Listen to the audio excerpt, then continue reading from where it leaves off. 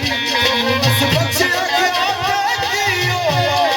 इज्जत तेरी या मेरी गफूर रह गई।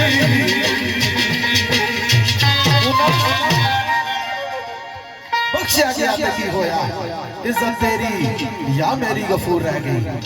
मेरा दर पोतरा जनाब सदर अजमल साढ़े फन रिलेटेड उंज भी जाना सकाफती है माशाल्लाह। साढ़े बजन मौजूद पीरो मुर्शद उन्होंने नजर और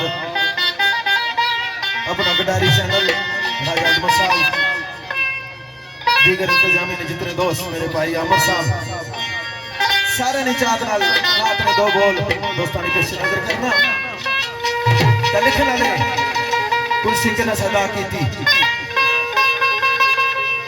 आवाज की थी दिल बेचैन चैन की डोर दिल